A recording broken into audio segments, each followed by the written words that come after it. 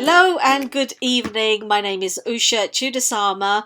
I'm a child and adult psychotherapist and a parent coach, and I'm enabling and empowering change in families, and I am really on a mission to supporting families. And today I've got an interview with the lovely Suman Sheikh. She is a parent of two children who came to see me and did my course, and I'm going to bring her on in a minute. I want to interview her to talk about some of the issues that she's been facing over parenting, over the lockdown, and how she's come out really, really positive the other side. Hello, Suman. I have just introduced you very, very briefly. Well, first of all, tell us a little bit about you. Tell us who you are, and what does parenting look like for you right now during lockdown? So, hi. Parenting for me. So, parenting for me during lockdown is not at all like has been in development for the past 13 years. I say 13, but my oldest is 12 and my youngest is 10. Yeah. And so parenting changes as they change. Whenever I think there's been a moment of success, I can no longer use that method ever again because the kids change and I've changed. So it's an ongoing in development. Lockdown, I feel like I've been from other parents' point of view, probably the worst. But from the kids' point of view, the best. The best, yes. So it's all about perspective. It's all about perspective. Exactly, yeah. So tell us a little bit about you. So I am a teacher of secondary school. I've actually, while this COVID-19 stuff was happening and we didn't know how dangerous it all really was, I decided to go for an interview for a different job at a different school. And I was blessed enough to be employed. I wanted the change. I wanted to try something a bit more challenging and work longer hours, and develop my career a bit more because the kids are a bit older. I feel like I can dedicate more of my brain space to other things. But then all of this happened, and I've actually been at home for a whole month because I was working from home before the Easter holidays. Right. Yeah. And working from home distressed me a great deal. Actually, those 2 weeks were probably the most blissful weeks for the children because we were getting correspondence from school about what work to give them, and I couldn't give it any time because I had to deal with my own work commitments and what was expected of me. Okay, so what you're describing is what a lot of people are having to do is, I suppose you've got the luxury, if you call it a luxury, of being a teacher. So a lot about the lesson planning and how to deliver and all of those things. But there are people out there who are, unsure. They're unsure. They're suddenly having to be at home and be a teacher. They've got to try and get their work done. They've still got all of the mummy duties to do. And so you're describing something that a lot of people are facing, and it's a real thing. It's really real. Yeah, actually, although you would think that I would be an advantage as a teacher,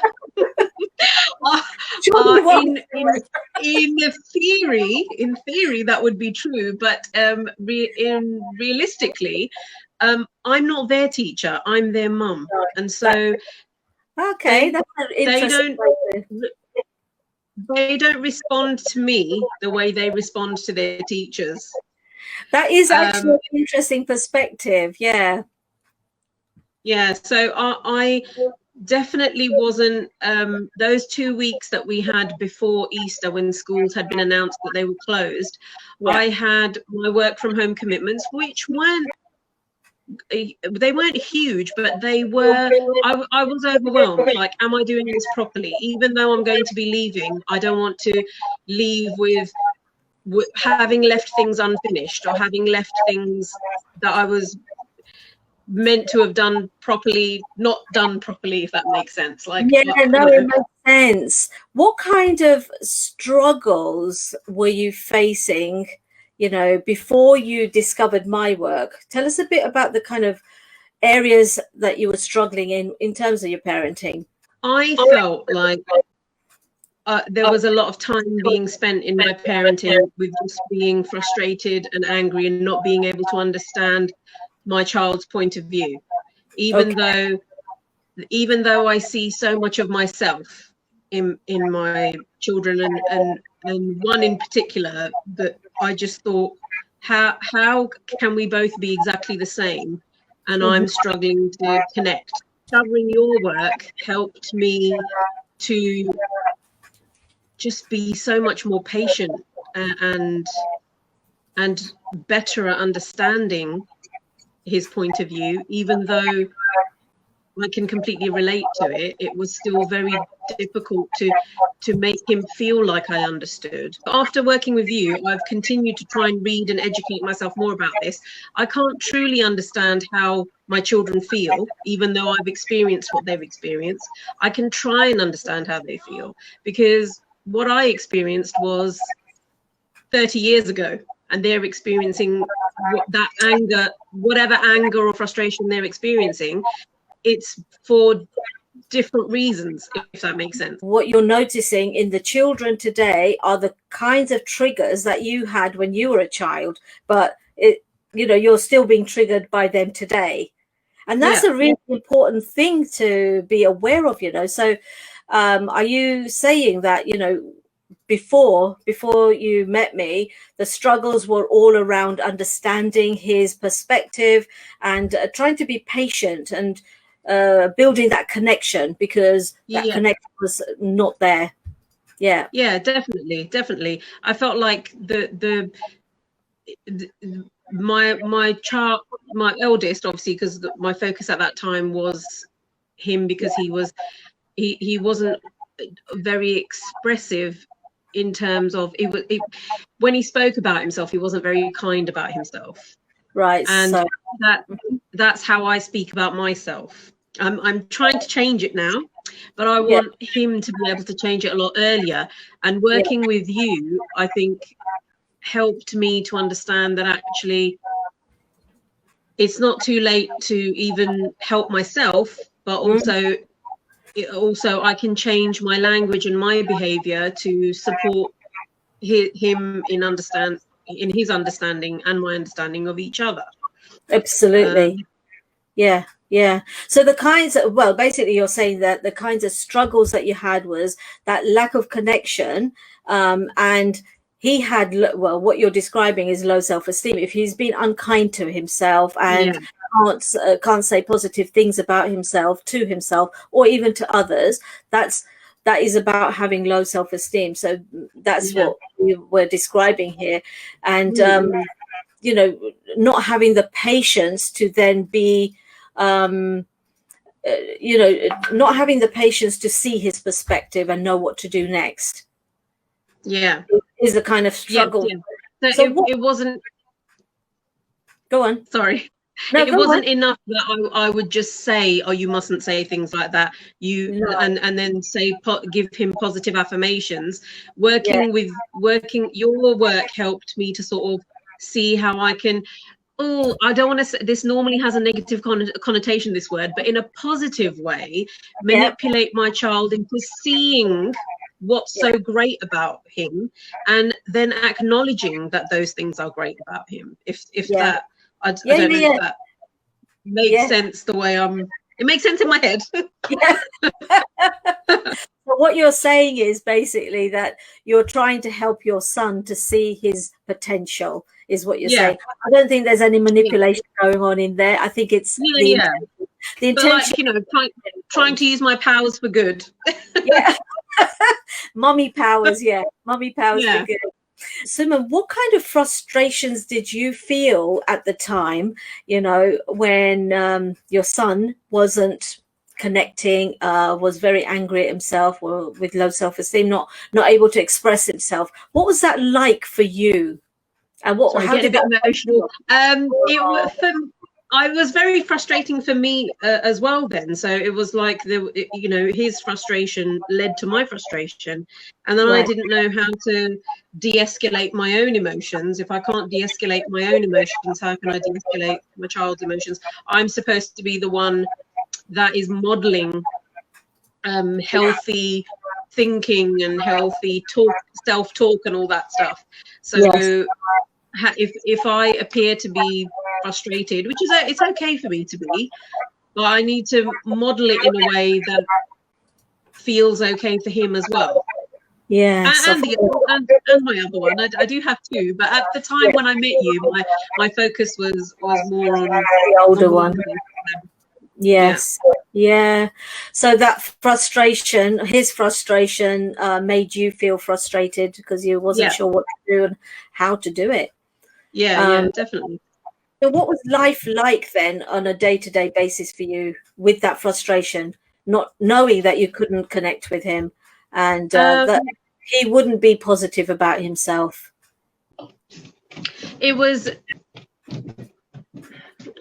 it was challenging because I had started to go back to work. I think I was working, and so even if I wasn't working, so even when I wasn't working, I wouldn't. When the kids are in school, you don't see them all day, No, that's and right. then when you do see them, your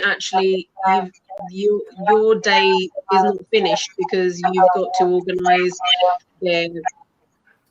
their school stuff, you've got to organise providing them with nutrition, you've got to organise maybe yourself and even other people, and so I wasn't able to find time even to Yeah. dedicate to healthy conversations, and I think that added to my frustrations. Well, I know that added to my frustrations. I Yeah. felt more frustrated and more upset with myself Yes. that I know that this is a problem that will only get worse, and I don't even have time to think about how I can make it better.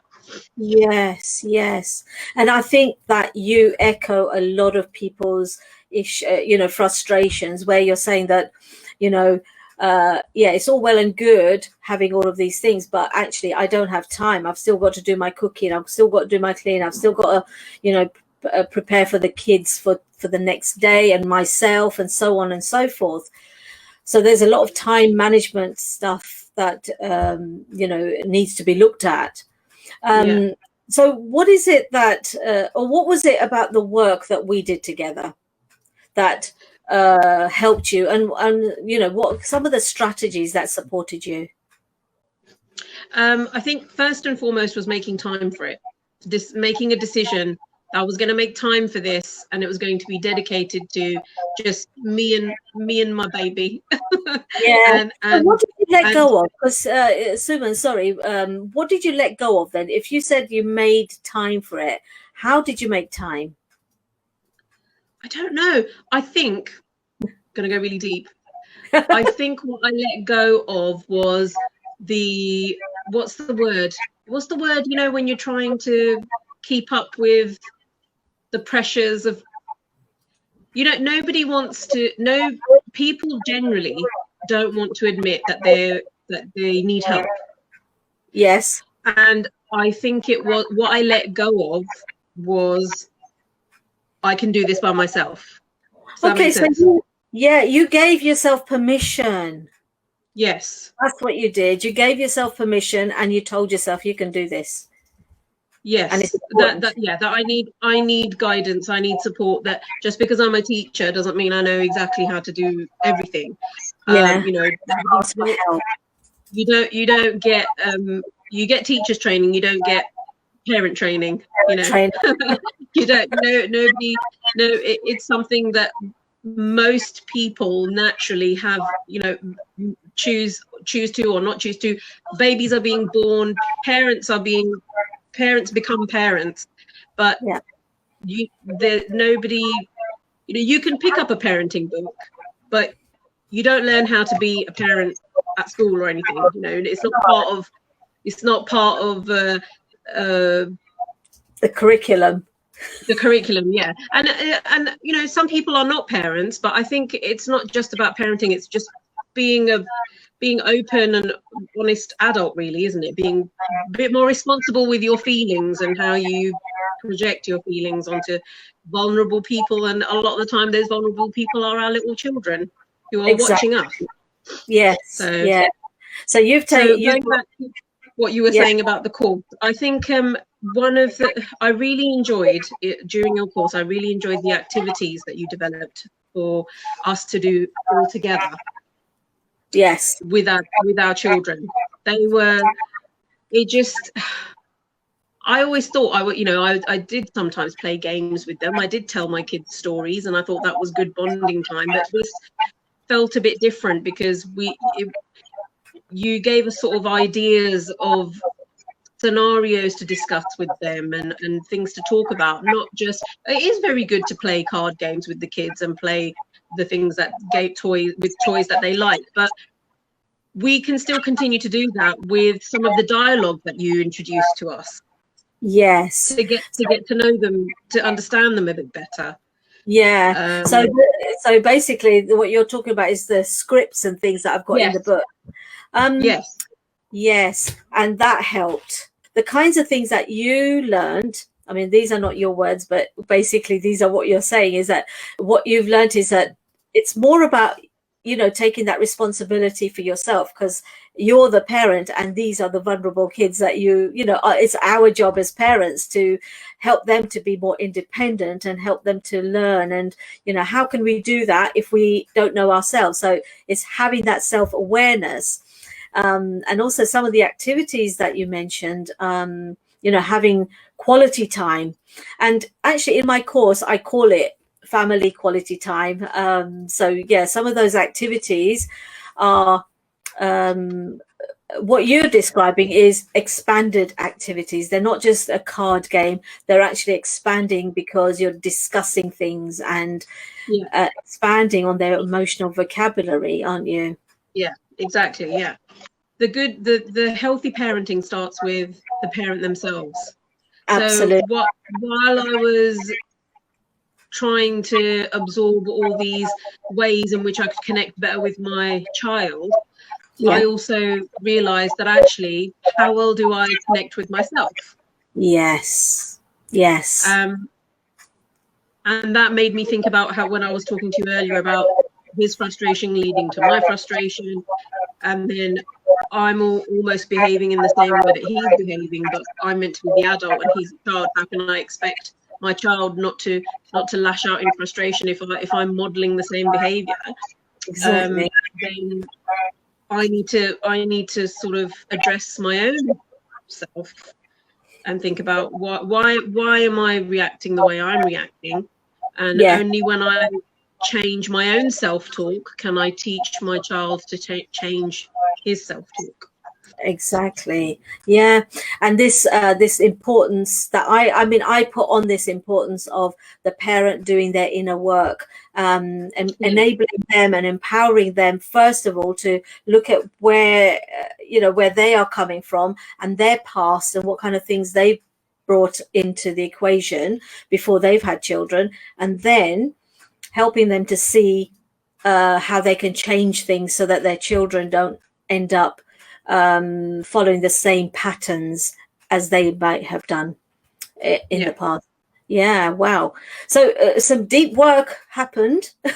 Yes, it did. I still got all the lovely notes that you gave us, and they come in very handy. And even though at the time I hadn't involved my younger child, they're things that I can share with him. They're things that I can share with other people, and I can. It's just, and they continue to help me. So absolutely. Do you know, once you have these skills, you can't go back on them. These are life skills. So now that your son has them, he will have them forever.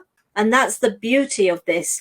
So, it's, with some things like, I don't know, when you buy, a pair of trainers to make you feel good, one day you're going to grow out of those trainers and you'll have to buy another pair. Whereas this inner work, is all about changing yourself. And once you've expanded, once you've expanded a rubber band, it can't go it can't go back to the same size because you've expanded Yeah. it. And so can you tell us what do you notice with your child now? So it's not a perfect science, obviously, but because, like you said, actually, it's very interesting how you said that once the skills have been taught, they're there. I Yeah, feel the same way about me. So yeah, when I take a deep breath and have a think about whatever the issue is, whatever's going on, then I have the ability to remind him and the other one actually yes, what happened here, and how important really is this, and how does it, is the level of upset, what's the word, I've forgotten all my vocabulary, I haven't been to work for so long. it's fine. Is it is it relatable? yeah, does it match, the way you feel about it, does it match the issue, and okay, if we've made a mistake, how can we fix this, and if we can Yeah, think of a solution for it, let's try and implement it. So I yes, think that's often, for kids and for a lot of adults actually, if they have made a mistake, if they've misbehaved, then they worry about what's going to happen next, and how can they try and make it better, or how can it go back to the way it was. And I do try and remind them that think of how to fix it and then try and fix it. And I know it's uncomfortable, and I know you might not want to, and you might still be feeling upset, but this is a very important skill. It's okay, yeah, a lot of the time we're telling the kids it's okay for you to feel angry. Yes, it hmm, is, but also remember what you have to do next. It's not exactly. just, Take responsibility.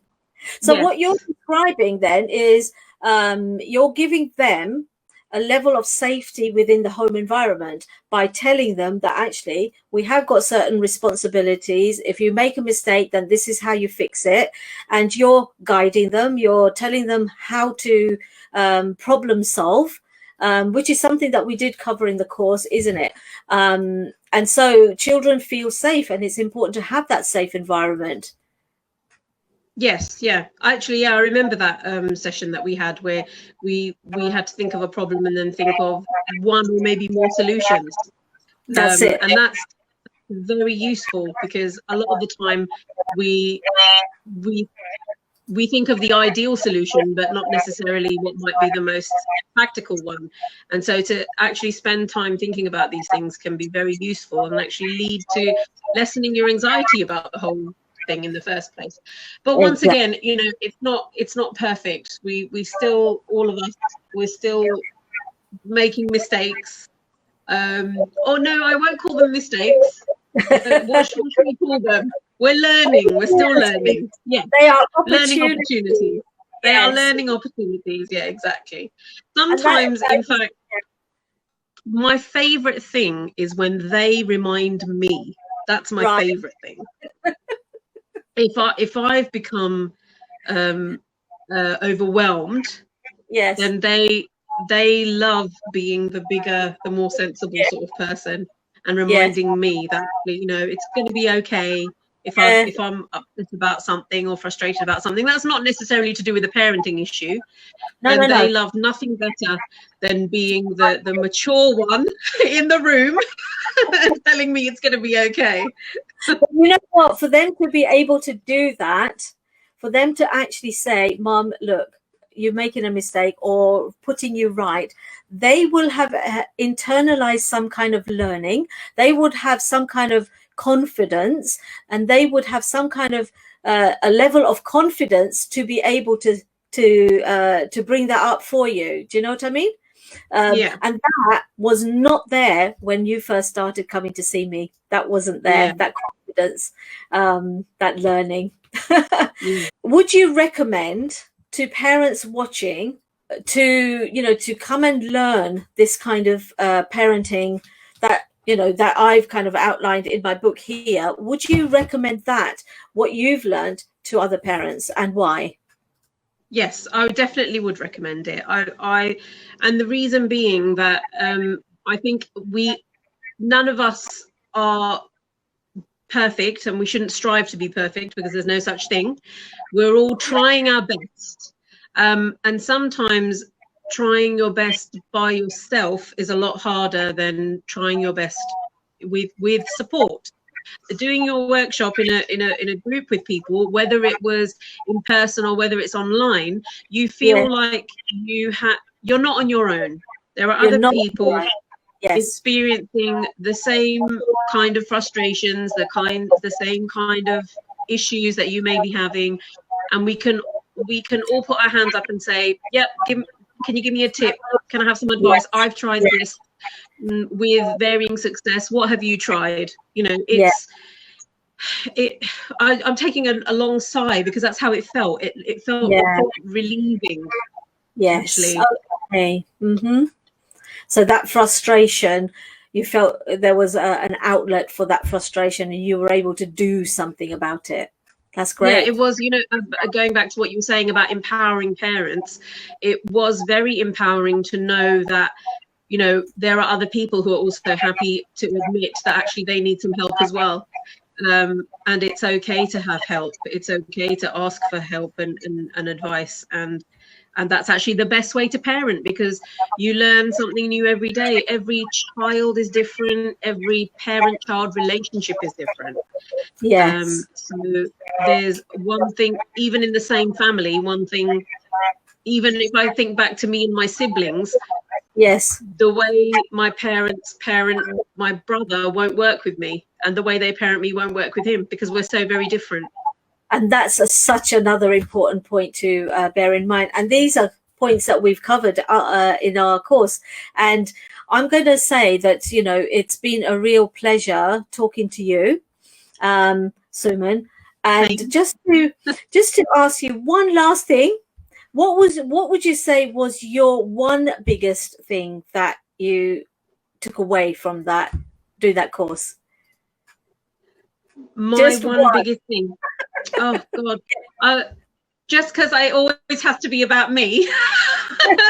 it was that I should give myself permission, like you said, to look at myself, because when I deal with myself, I will deal better with everyone else, actually, regardless of whether it's my own babies or other people. So I would say that would be there were lots of takeaways. It's very hard to say just one, because you spent a lot of time with us and discussed many things with us, and shared much of your wisdom with us. And I would highly recommend it too. I don't think you have to be having any issues, although I highly doubt there's anyone that doesn't have issues. I don't think you need to wait until you think you have a problem to come and attend a workshop like yours. I think it's healthy and enlightening and supportive of other parents to join in and learn new things, and teach your children new things as well. Yeah, thank you so much for all of that, the testimonial, and also the imparting your wisdom as well. Oh, you're very kind, Usha, but thank you for coming into our lives, because it was, you know, actually we didn't actually touch on this, but the cultural aspect of it was we didn't mention something. Well, we didn't mention it, but we did talk about it when actually we were working together.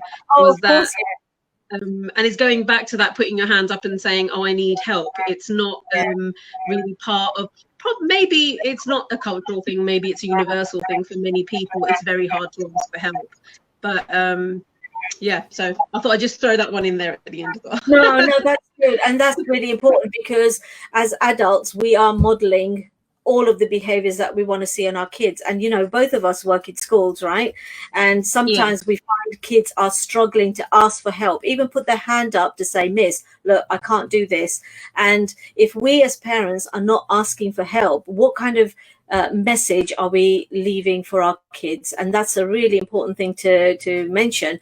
Whether it's a cultural thing or not, I think that's a universal thing, actually, Yeah, where people I think so too. help.